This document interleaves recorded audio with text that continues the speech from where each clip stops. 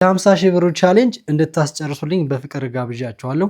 እዚህ ጋር ያስቀመጥኩላችሁን የዩቲዩብ ቻናል ስሙን ሰርች በማድረግ ሰብስክራይብ በማድረግና ዋች አወሩን በመጨረስ 5000 ሰብስክራይበር ነው እና ዋች አወሩን በመጨረስ ለኔ የ50 ሺህ ብር ቻሌንጁ እንዳልቅ በማድረግ ከጎኔ እንድትሆኑ ጋብዛችኋለሁ። ወዳችኋለሁ።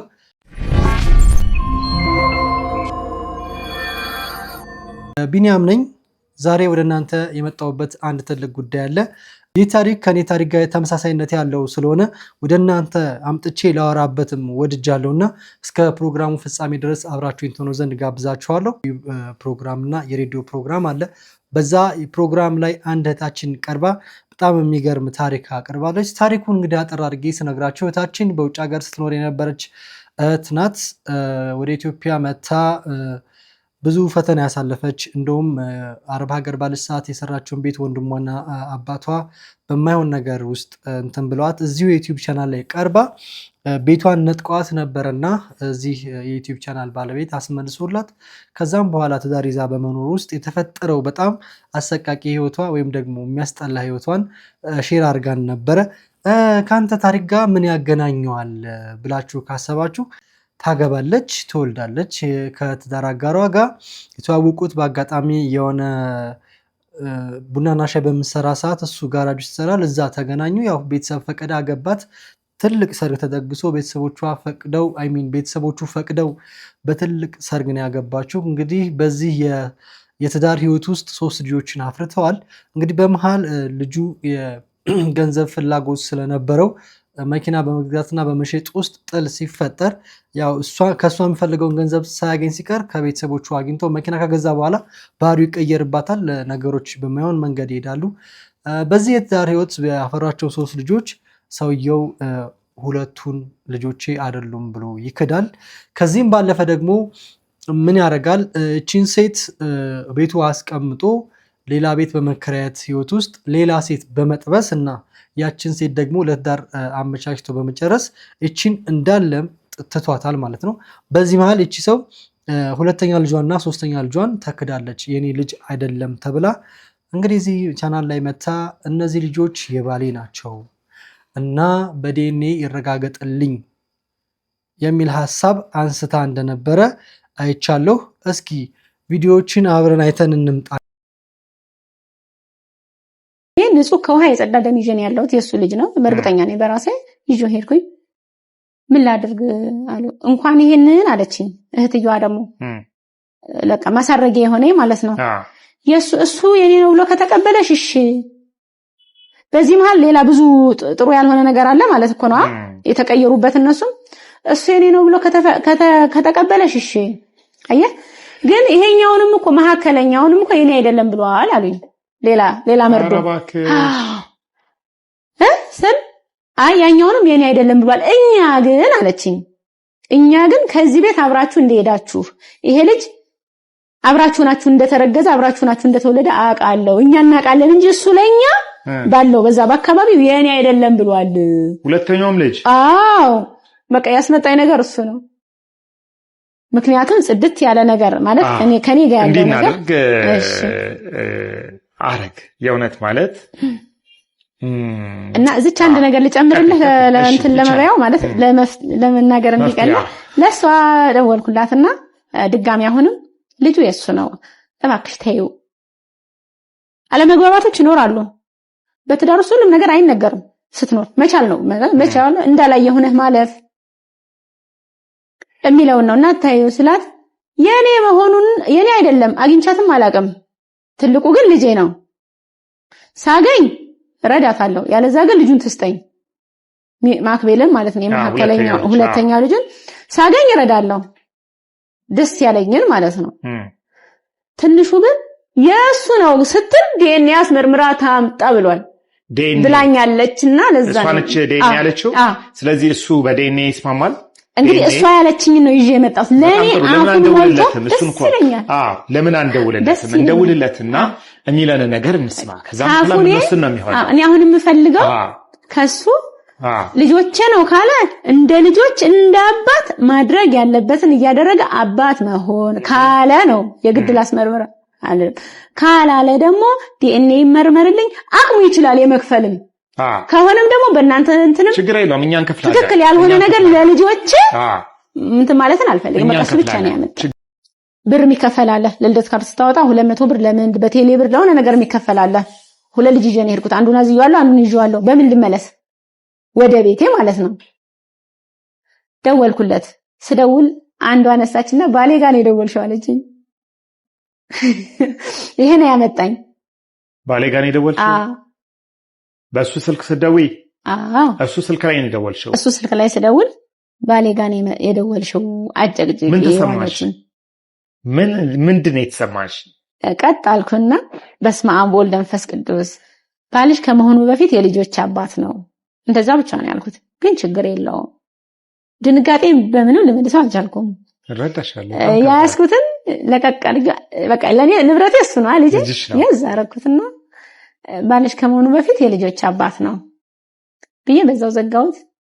የሆነ ሹፌር አጋጣሚ ሲወጣ አገኘውና የልጅ እናት ነኝ በእናታችሁ ሸኙኝ ብር አለቀብኝ ይሄን ላወጣ ብያቸው ያው መጣው ወደ ቤቴ። ማለት ቢያንስ የ100 ብር ትራንስፖርት ያስፈልግ ነበር። ብቻ ኢትዮጵያ በጣም ደስ የሚል አገር ነው ማለት ነው። በጣም ብዙ እንትን አለና መጣው ቤቴ ደረስኩኝ። ከዛ በኋላ ልጅቷ መደወል ጀመረች እኔ ጋር በማስልክ በኔ ስልክ አንድ ቀን ማታ በሱ ስልክ በራሷ ስልኩ ቁጥሯን ይዘሻል? ይዤዋለሁ። በጣም ጥሩ። ስለዚህ ምንድነው የምትለው እሷ ካገኘኋት አለችኝ። በጣም ብዙ አወራን። ከዛ በኋላ ደወለችልኝና ችግራችሁ ምንድነው አትፈቱትም ምናምን ስላት እሱን ጠይቂልኝ አልኳት። እኔ በቃ ሚስት መሆን ነው አሁንም የልጆች አባት ነው ባሌን እፈልገዋለሁ። ከዛ ያለች አሁን እዚህ ኖር የ6 ወር ልጅ አለች ስላት በስማም የሱ አይደለም አለችኝ። ከ8 ወር በፊት ብዙ አውርተን እኮ ቤት ልንከራይ ምናምን ያለውን ላንተ የነገርኩት ነገር ስነግራት ከ8 ወር በፊት ነው ከኔ ጋር ፍቅር የጀመርነው በፍጹም አያረገውም አለችኝ። ይሄንን ነገር ለሷ አልነገርሽው ወይስ አያነሳ? ሐረግ የምትባል ሴት ታውቂያለሽ እንዴ? እሺ ሐረግ የምትባል ሴት አለች። ሐረግ እሺ እንግዲህ ከዚህ በፊት በነበራችሁ ንግግር የልጇ አባት ያንቺ ፍቅረኛ እንደሆነ ነግረሻታል መሰለኝ። የልጇ አባት የልጆቿ አባት ያንቺ ፍቅረኛ እንደሆነ ነግረሻታል መሰለኝ እሷ እንደምትለው። እሺ እና በዚህ ጉዳይ ላይ ልናወራሽ ስለፈለግን ነው ወደ አንቺ የደወልኩትኝ። ፈቃደኛ ነሽ? ገባኝ። ታዲያ እኔ ምን ለሷ ምን አረጋላታለሁ? የሶስተኛ ልጇ ጉዳይ ላይ የምታውቂው ነገር ካለ የሶስተኛ ልጇ ጉዳይ ላይ ልጇ አይደለም ወይም የሷ ፍቅረኛ የሷ ባል የኔ ፍቅረኛ ነው ከኔ ጋራ ነበረ ያንቺ ልጅ አይደለም የሱ ልጅ አይደለም ብለሻት ነበረ መሰለኝ። እኔ አባቱ ያለው ነው እንግዲህ ልጅ አይደለም።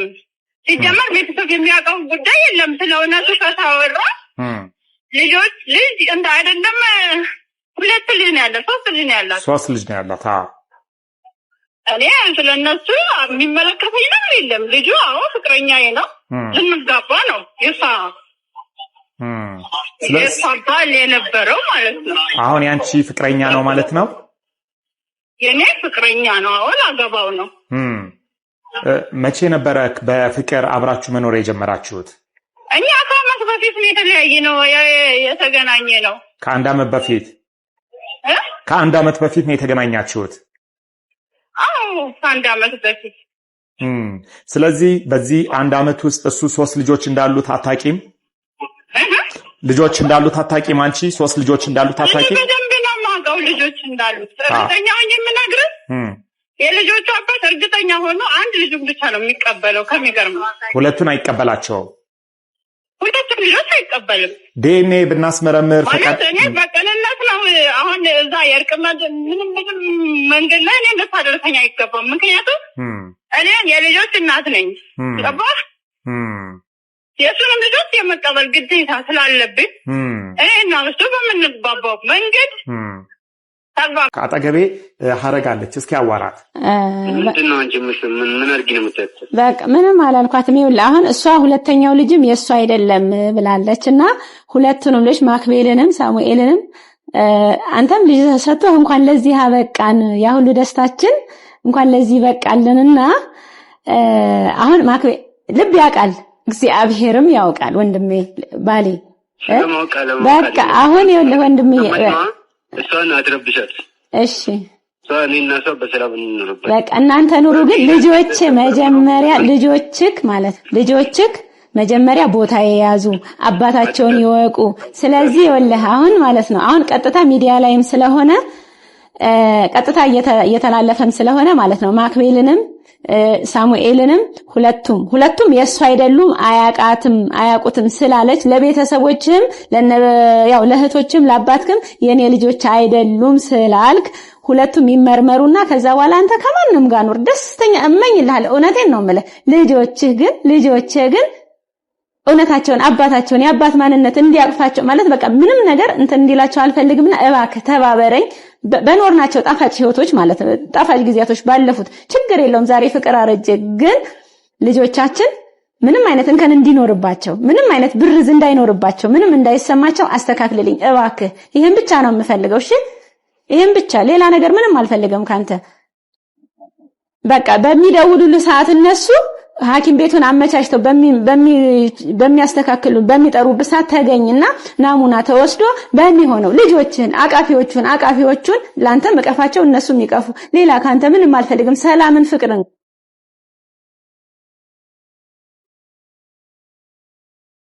ሶስት ልጆች ነበሩት ከሶስቱ ሁለቱን አልቀበልም ምን አይደሉም አለ ግን እሷ እውነት አለኝ ልጆቹ የሱ ናቸው ተዳርም የመሰረተው ሊያገባም ያለው ከኔ ጋር ሳይፋታ ነው በኔ ላይ ነው ምናምን እያለች ነበርና እዚህ ጋር ላነሳላችሁ የፈለኩት ነገር ትልቅ ነገር ምንድነው እቺ ሴት በስንት እንክፈለው መሰላችሁ የባልየው ፍቅረኛ አለች ሚስቱ አለች እና ባልየው አሉ እና እቺ ሴት ለልጆቿ አባት ናፍቃ የአባትነት ፍቅርን ፈልጋ የኔና አንተ ህይወት ይቀር ችግር የለውም ግን ልጆቻችን በፍቅር የወለድናቸው በፍቅር ጊዜ የወለድናቸው ልጆች የአባትነት ፍቅራቸውን እንዳያጡ መታቀፍ ካለባቸው እንዲታቀፉ አንተም እንድታቅፋቸው እነሱም እንዲያቅፉ ብላ ካላመነ በዲኤንኤ እንዲመረመር ነው ሚዲያ ላይ የወጣችው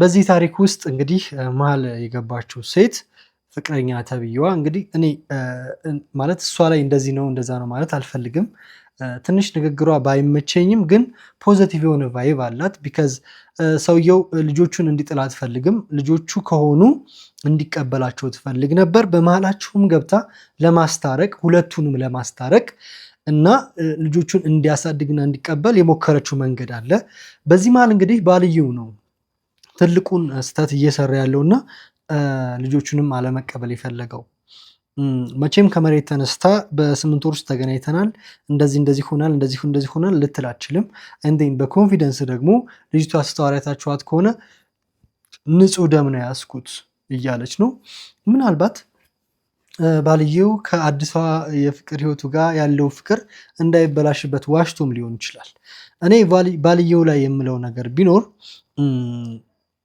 እነዚህ ልጆች ሁለቱ ልጆችህ ያንተ እንደሆኑ ልብህ ካወቀና ከጠረጠረ በፈቃደኝነት መተህ የዲኤንኤ ምርመራ እንድታደርግ ነው የምመክርህ ምክንያቱም አንተና እሷ ባጠፋችሁ ጥፋት በመሃል የተወለዱት ሁለት ልጆች የአባትነት ፍቅርን አተው መኖር የለባቸውም ብዬ አምናለሁኝ ባለቤት ደግሞ ፈቅዳለች የዲኤንኤ ምርመራ እንዲመረመር አንተም በስነ ስርዓት በክብር አስመርምርና ልጅ ከሆነ ልጅ ነው ፍቅር አለቀ ስትል እኔ እግዚአብሔርን በጣም ነው ብዙ ጊዜ ልቤን የመታችኝ ማለት ነውና በነበረው ፍቅራችን በነበረው ፍቅር ስም ይሆነብክ አሁን ዛሬ ባለቀው አይደለም እያለች ነበር እና አሁንም ማየት ያለብህ ወዳጄ እቺኛው አዲስ ዋጋ ያለ ፍቅር ከቀደመው ፍቅረኛ ጋር የነበረ አይነት እንደማይሆን በምን እርግጠኛ ነህ በመሃል ግን ልጆችን አትጉዳቸው ለልጆችህ አባቱ ናቸው ለልጆችህ